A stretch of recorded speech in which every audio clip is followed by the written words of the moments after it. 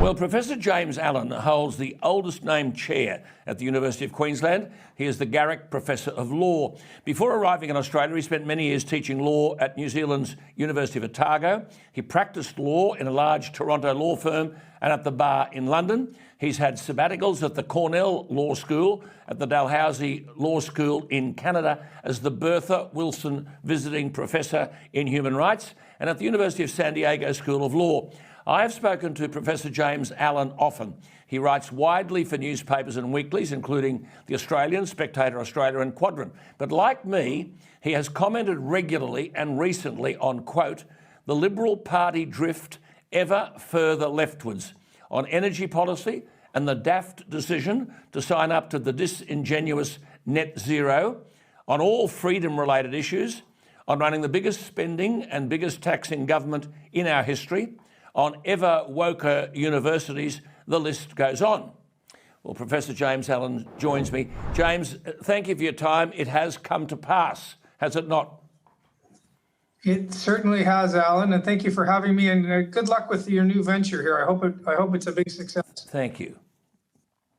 Those who saw the Liberals as Liberal in name only punished them on Saturday by not voting for them, didn't they?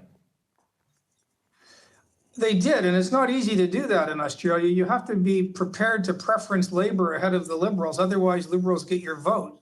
And it doesn't matter where you put them on the preferential ballot. So it's a protection racket for the two main parties. It's very hard to punish your side of politics.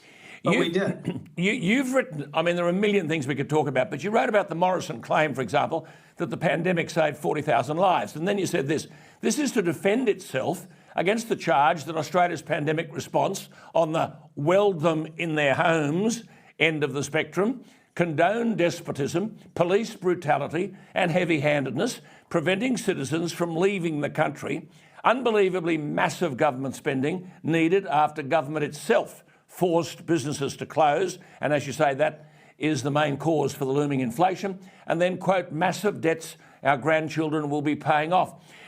James, the public are not stupid. They objected and surely voted accordingly. I hope so. I framed it as kindly as I could for Mr. Morrison. I mean, here's the thing. I just was I was so disgusted by how Australia handled the pandemic. It was so heavy-handed. They threw away the WHO rule book that had 100 years worth of data in late October 2019. And Mr. Morrison made up out of thin air this national cabinet. He never criticized Dan Andrews once. They kept feeding money to these heavy-handed premiers. And it's obvious now that the data is in that Sweden and Florida handled this properly. The deaths because of lockdown are going to vastly outnumber any deaths that lockdown saved.